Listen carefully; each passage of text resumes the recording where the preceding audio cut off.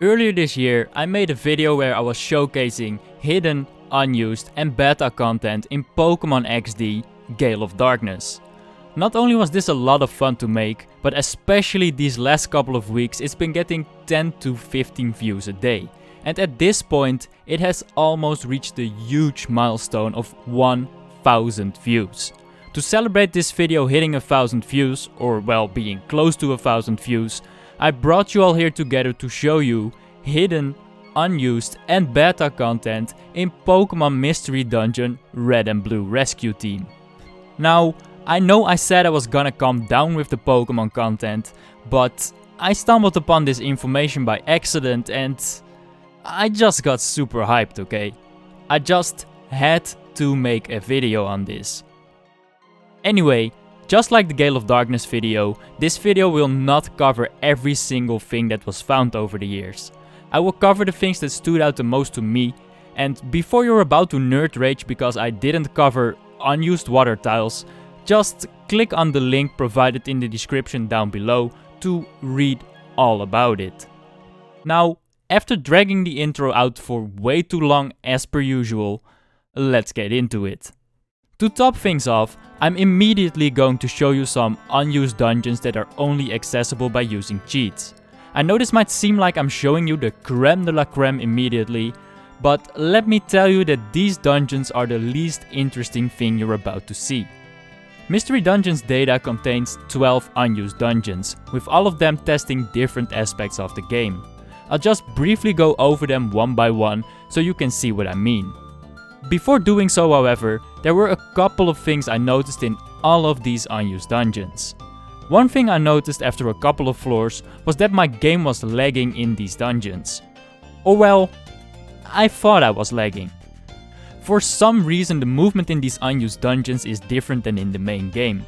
Instead of the smooth movement like you see in this tiny woods clip over here, it feels like you're running into a wall in these dungeons, after which you kind of seem to have to recover.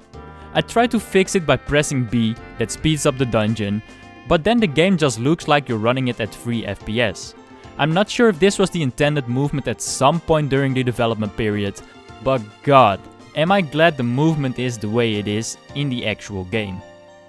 Other than that, there are 0 items to be found in every single dungeon, despite the game's files giving very detailed information about the items that are supposed to spawn. The only way to obtain these items is by using alternative ways, like entering the dungeon with a pickup Pokémon or spawning into a silver trench like Monster House, which I found rather interesting. Last but not least, every single dungeon has a bunch of floors where you just spawn in amongst a bunch of Pokémon. You just go to the next floor and suddenly you're surrounded by 12 Pokémon. The most hilarious examples of this happening are most definitely the floors where they spawn in as a straight line. You can clearly see that they programmed the game to spawn in these Pokémon in a straight line, and the result is looking hilariously dumb. Anyhoosers, for the sake of not boring you to death, I'll talk about the first batch of dungeons rather quickly before moving on to the cooler ones. Boss 3, Boss 4, Boss 9, D51, D54, D61 and Wanderer C all function as testing dungeons for various things such as monster houses, weather conditions, Pokémon sprites, tile sets, music, you name it. The most unique testing dungeon by far is D50 though. This dungeon contains a bunch of default crappy enemies and consists of only 2 floors. The reason for this is pretty simple. It's because this dungeon is pretty much only used to test the kicking out of the dungeon mechanic. As soon as you spawn in, step 1 is the something's stirring message, step 2 is the something's approaching message, and step 3 is the it's getting closer message. Funnily enough, it doesn't kick you out on the 4th step, so you can actually finish the dungeon if you want. Other than that, these testing dungeons vary in the amount of floors, enemy spawns, etc. So they're definitely worth checking out if you'd want to clear some free DLC dungeons. D61 is the only one that's different from the others, since you can only bring 10 items and it has 99 floors. It basically functions as a 99 floor dungeon prototype, and after clearing the entire thing for science, I can tell you, it's a waste of your damn time. And to just give you a quick tip, I'd highly advise against loading up boss 9, considering I got my ass whooped in a monster house in a dungeon with level 28 shoutout as its only spawn. God, these funny looking ghosts are so annoying. One final thing to note here is that the third floor of the boss free dungeon contains a tile set that remains unused in the actual game. And when I say unused, I mean unused in this game. You see, this tile set is actually used for the dungeon called Lush Prairie, that can be found in the Explorers games on the Nintendo DS. I truly do wonder if this tile set was supposed to be in the actual game, but they found a more fitting tile set instead, and then they just decided to recycle this one in the follow-up games. Now that that's out of the way, let's talk about the less generic unused dungeons in the game's files. The second unused dungeon with an actual name is Fantasy Strait. And I know you might be like, Fantasy Strait is an actual dungeon, dumbass. Yes, but this is a different Fantasy Strait. This dungeon has a completely different layout, completely different Pokémon, and only 19 floors instead of the 30 that are in the game.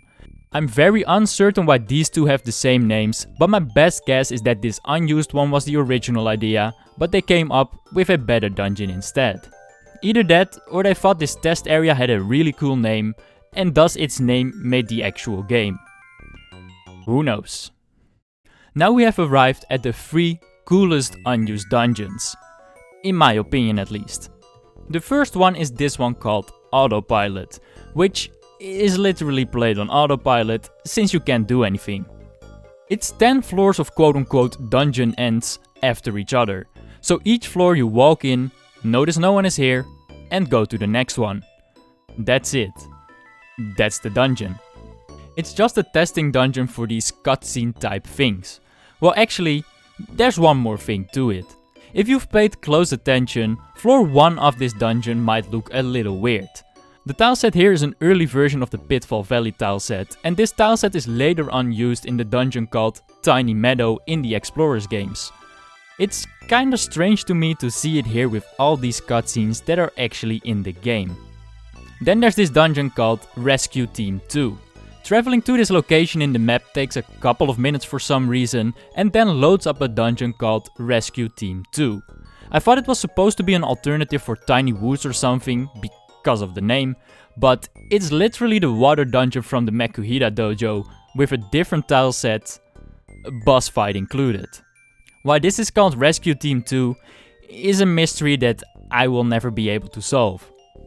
But the best unused dungeon by far is this dungeon called Dungeon Registration. This dungeon is literally every single maze from the Makuhita dojo copy-pasted after one another, boss fights included. Even though you're plowing through different mazes, your moves, health and hunger do not get restored after clearing them, making this a really cool challenge.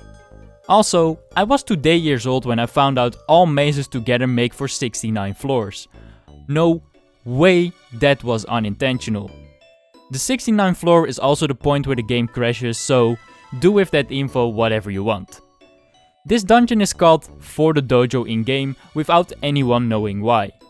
I'd like to think that Makuhita challenged you to clear the entire thing in one go with the dojo at stake. And in my opinion that surely would have been a great side quest. Now, before I go on, I want to quickly talk about one more unused thing. I wasn't sure where to put this, so I figured I'd just mention them before moving on to the really cool stuff. I'd like to talk about the unused music and sound effects that can be found in the game's files. There are 4 unused sound effects and 2 unused tracks to go over. Well, technically there are a couple more, but they are silent tracks, so they don't really count. First off, we have this unused evolution sound.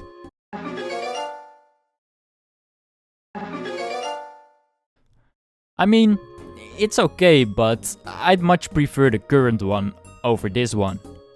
The next one is a sound effect that was likely meant for the music box that pretty much makes Miyu appear in Buried Relic, considering its file name literally means music box in Japanese.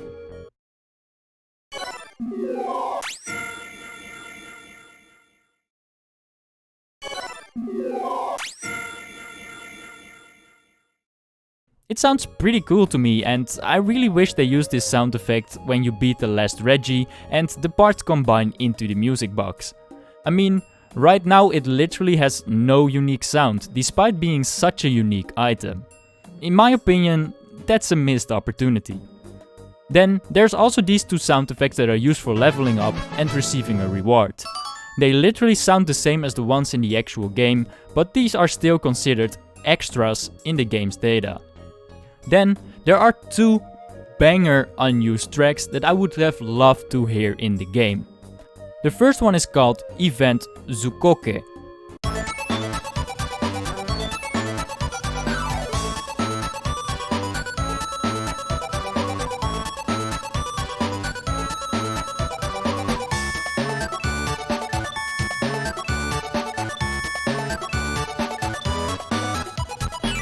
Considering Zukoke is the Japanese word for foolish, this tune was likely meant for a cutscene where the player or one of the townies did something dumb, but that kind of a cutscene never made the actual game.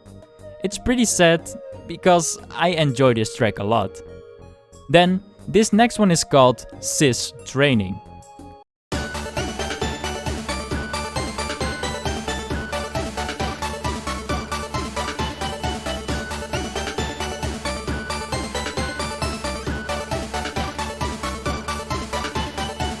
Judging by the name, this was probably meant as a tune for when you were training your Pokémon or something like that. Hell, it could even be the first soundtrack of the Makuhira Dojo that they just decided to ditch later on. I don't know. I'm not that big of a fan of this one. I think this track would start to piss me off after about 2 training sessions, and I can't really explain why I feel this way. I just don't like it, okay? Now that those minor but noticeable bits of unused content are out of the way, let's get back to the more interesting stuff. And in order to do so, I'm gonna load up another unused room that's hidden in the game's files. What you're looking at now is an area called the Provisional Map. I know it says that I'm in the Makuhira Dojo when I open up the overworld map and the dojo music is even playing, but at the front door you can find this small string of Japanese text that says Provisional Map. Now, this provisional map is some sort of a house that looks like it was really meant to be in the game at some point. It looks like a finished interior for one of the Pokemon's Mankey bases near the end of the game. The cool flower pots, the fireplace, the bed, the table, it all gives off this really cozy feeling of being at home. That is, if this Noctowl and this Gulpin weren't here. I honestly have no damn clue what these guys are doing here or what their purpose even was supposed to be. There's no real way to find out either, because once you talk to them they just give you this unregistered dialogue text box and nothing else. One thing to note is that Noctowl and Gulpin aren't there if you enter this room before clearing Thunderwave Cave. Maybe this was supposed to be a random house in the square that was supposed to function as a shop after going through the cutscene where your partner takes you around the square and introduces you to everyone there. Oh well, another mystery to never be solved. But now we go to my favorite map or room, whatever you want to call it, of this entire video. The debug room. As the name might suggest, this was the area where the developers got rid of unnecessary bugs and glitches. I somehow wasn't able to get this code to work on Red Rescue Team, so I moved to my Blue Rescue Team save file instead. Anyway, this area looks like a completely different game. The colors are very basic and the textures are really ugly.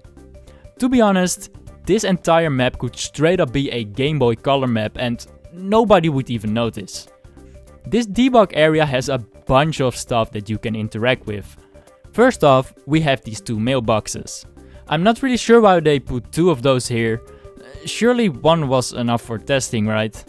When you interact with these mailboxes, they just work like the one at the rescue base and there really isn't much more to it. Then we have these 3 Pelipper that are positioned like the ones in the post office, except the post office is yet to be built. These first 2 Pelippers function like the ones in the post office, but the third one wanted to be the edgy different one. If you interact with this Pelipper 10 times exactly, he will unleash his rage and crash the entire game. Why does this happen after 10 times? I have no idea, but it does in fact fascinate me a lot. Next up we have this Blastoise that just gives you the same unregistered dialogue script that we've seen earlier in the provisional map area. If we then go down to the right, we can find a Jirachi that now thinks he's Luminous Cave. You do you, Jirachi. You do you. A little more to the right we have this golem that's standing next to a different Blastoise. In the English version this golem just has the unregistered dialogue script, but in the Japanese version this ball actually has a few lines of dialogue. When Golem is talked to for the very first time, it will show 3 sentences. Golem says, "Alright, I'll give you the ... leader's name between brackets, peered into a barrel, and you found a blast seed." After you've talked to him for the first time, any other time he will just say the 4th sentence that says, "Golem, come back after a while." What these random sentences mean, I have no clue, but I'm glad Golem is hyped about me finding a blast seed. Another example of this exact same English-Japanese difference is this Octillery. The funniest thing about this Octillery is the mail falling around it in an endless loop. I can't even imagine how annoying it must be to cope with that bullshit all day. Anyway, in the English version, this Octillery has the unregistered dialogue text box, but in the Japanese version it shows a list of 231 elements divided into 24 pages. Every single one of these elements seems to be an overworld location, but it's hard to tell what this list was meant for. Once you press any of these options, the list just closes, and there's no known way of loading up these elements at will. Now, remember when I was talking about Golem standing next to a second Blastoise? Well, this Blastoise is way better than the first one I mentioned. You see, this Blastoise is actually a magician. Once you talk to him, you get this menu where you can pick 1 out of 4 options. Every single option is a different visual effect that was never used in the actual game. The first effect is an unused blowing up animation around the player, and I'm not gonna lie, I absolutely love this. Yes, it looks super scuffed and unfinished, but to me it's hilarious. Just let me enjoy things, okay? Effect 2 does absolutely nothing, so I'm gonna go straight to Effect 3. Effect 3 is an unused animation that appears to be anger steam in red and white pixels, with a little side effect called game crash. Regardless of it crashing the game, I don't really like this animation. If you want to express something like anger steam, there's way better ways to do it than this basic visual effect. Effect 4 is an earthquake animation that kind of looks like the ones in the cutscenes in the actual game. However, this one is longer and stronger than those used during the story cutscenes.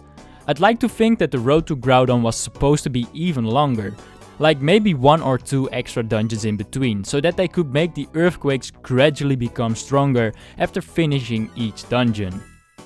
Last but not least are this Azumarill and this Wartortle. Azumarill functions as a warp zone for main story cutscenes, and Wartortle does the same thing for side story cutscenes. Every single cutscene from start to end is available, and after testing for a bit, it all seems to work just fine. I decided to load up the getting kicked out of town cutscene while playing as Sunkern, and everything seemed to function normally. Names, protagonist movements, etc. are all presets and can be replaced by whatever name and Pokémon you're playing with without any issues whatsoever.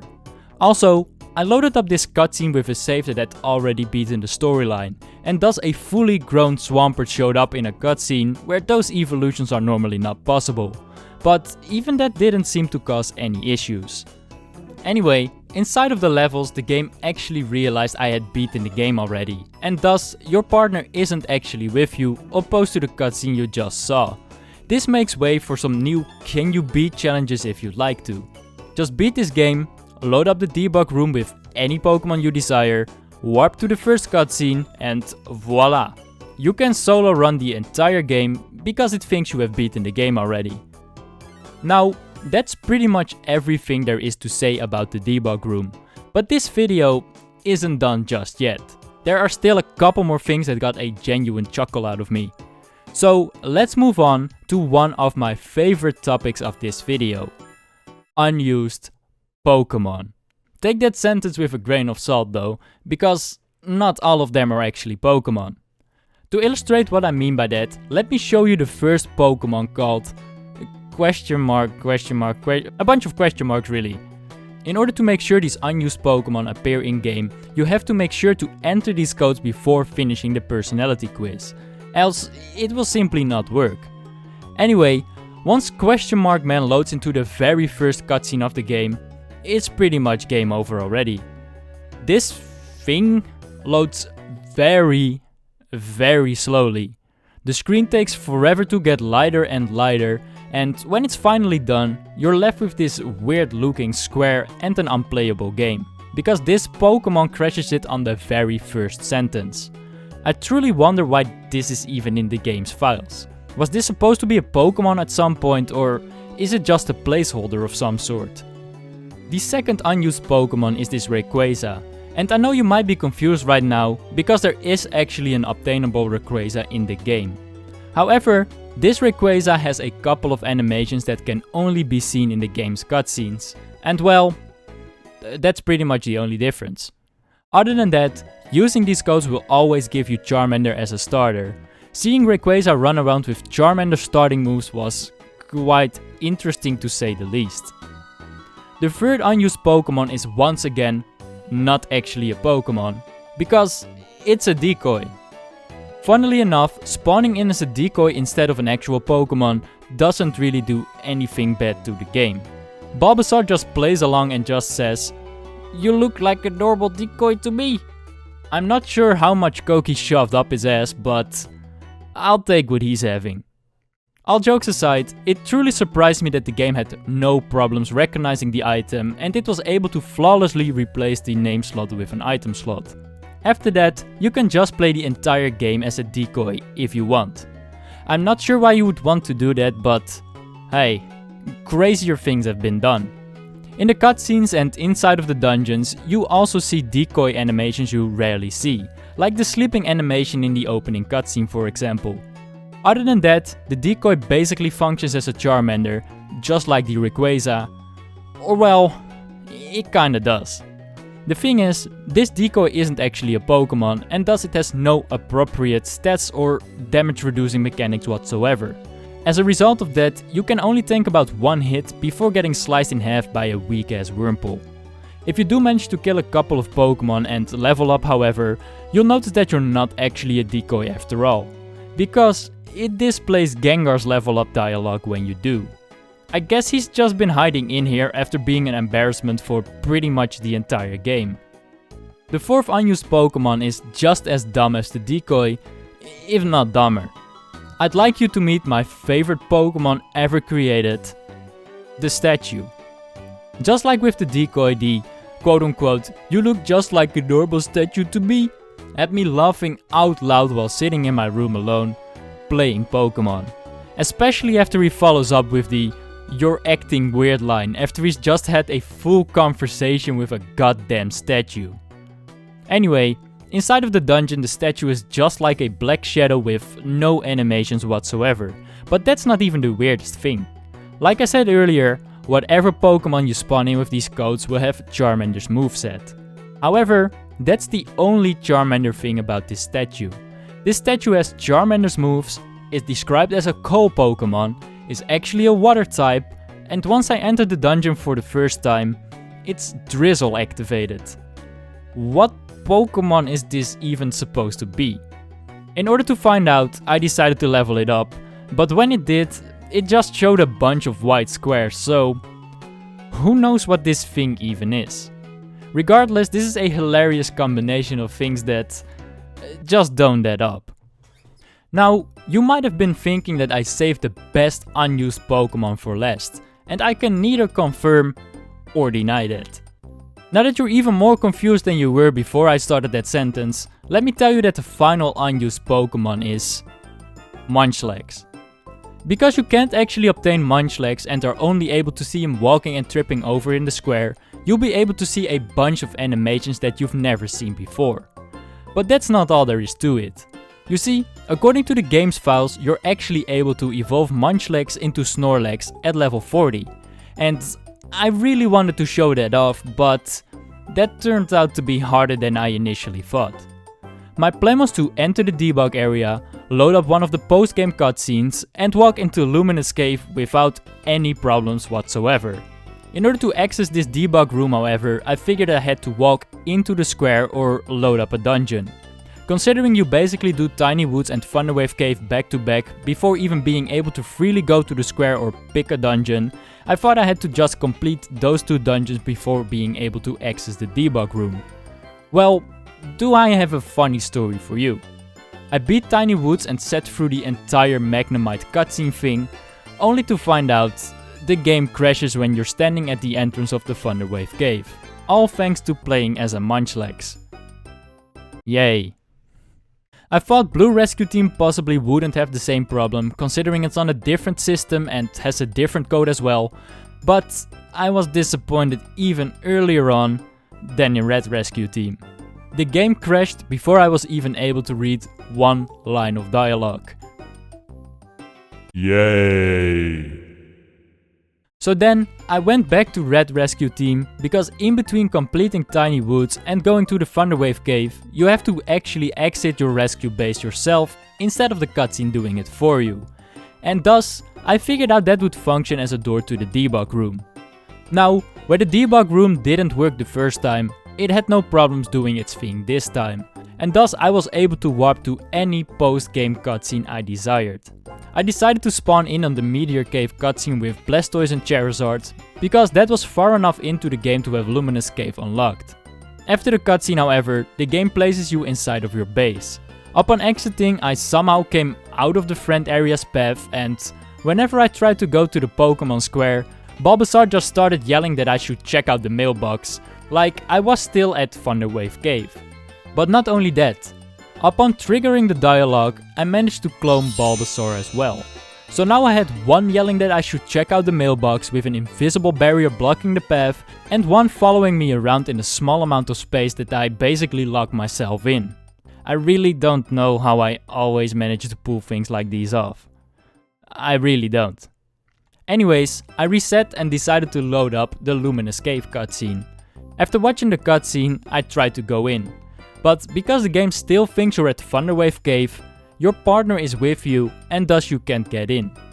Considering you can only play as Munchlax if you use this code at the start of the game and the game crashes at the Thunderwave Cave entrance, evolving Munchlax is thus impossible.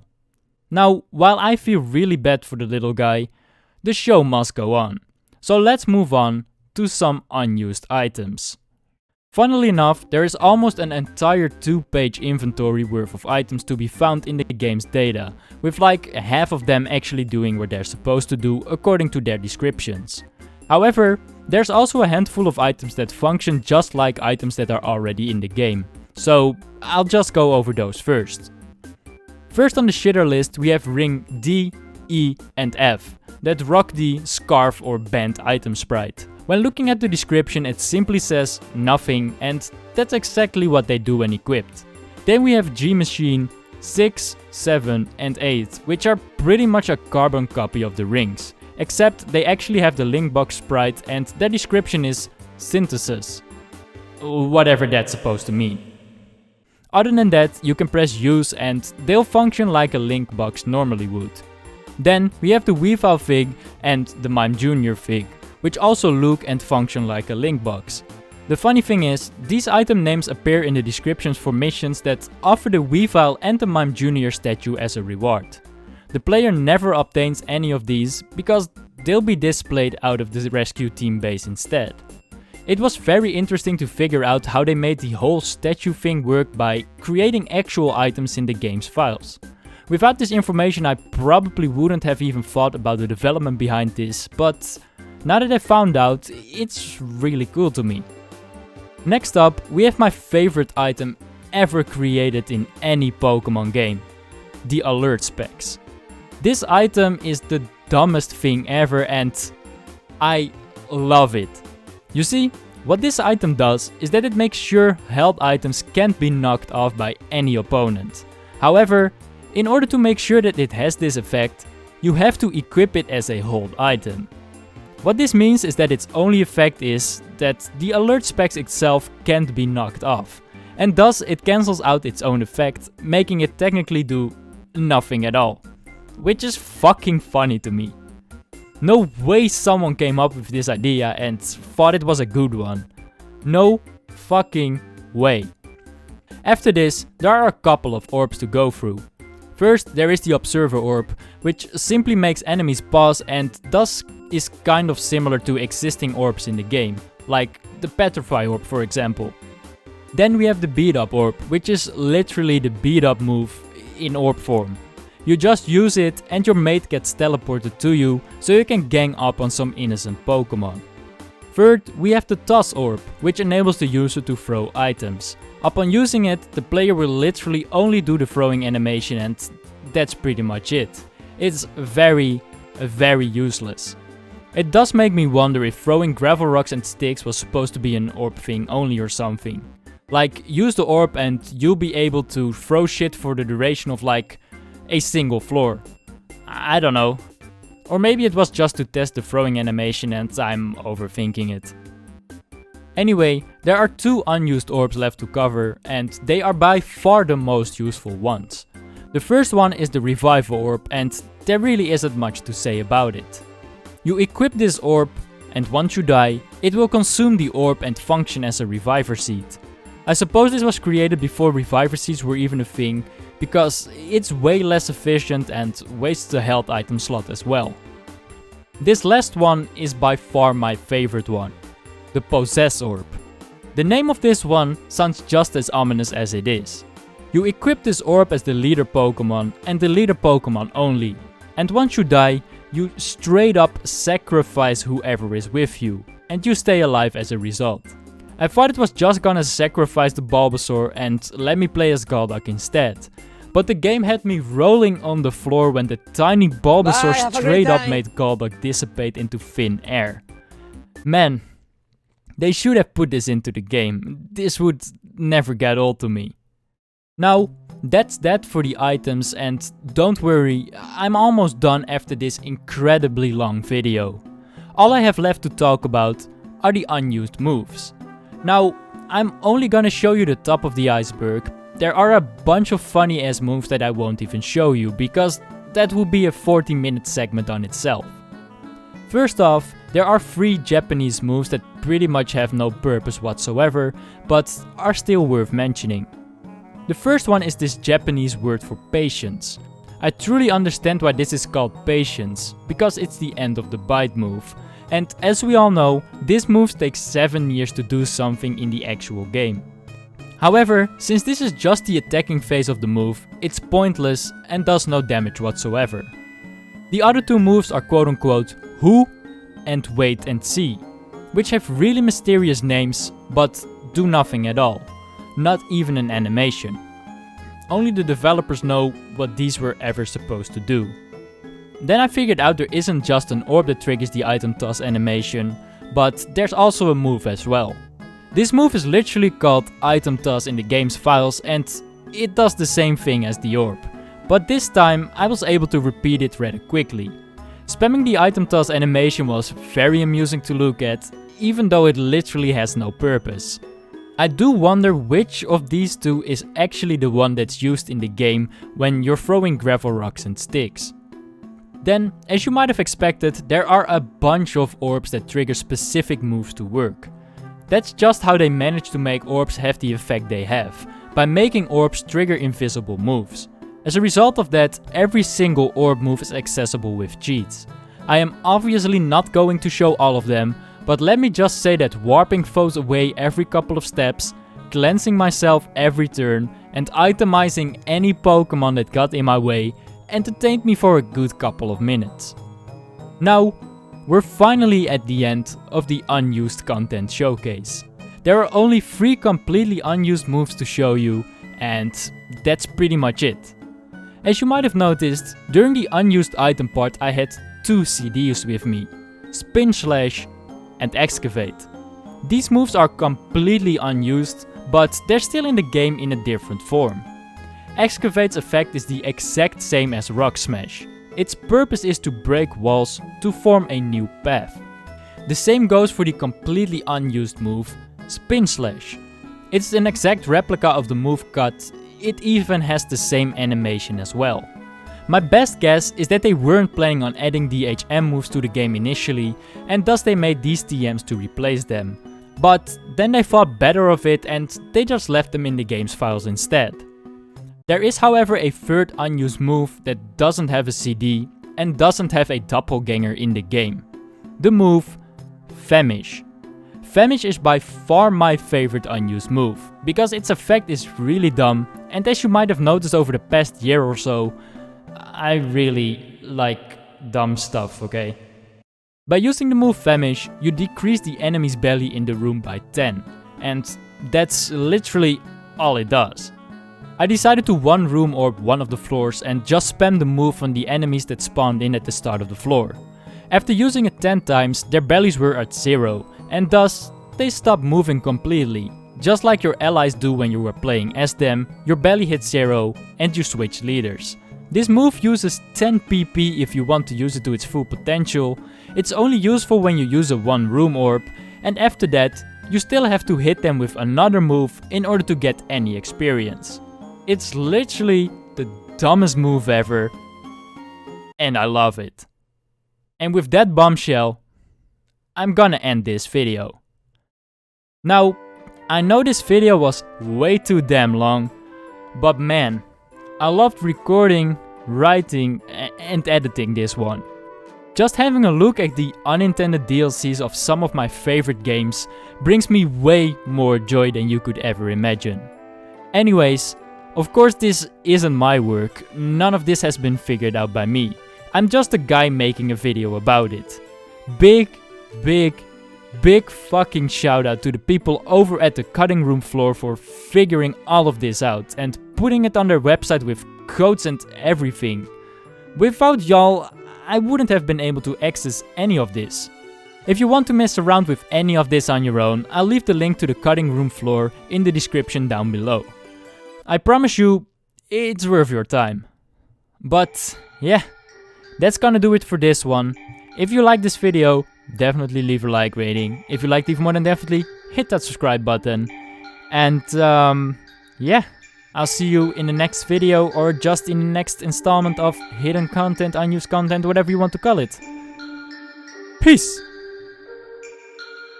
Josh, don't do that shit. Knocking, boots broom on Miley. When I pop out like likeness. Polished, briefcase, no wallet. Just blew a bag like Scotsman. Killed that, in the AM going real fast. UK honey at the drill that Pondsman. Bailed out, no conflict. Might have said I love her, but I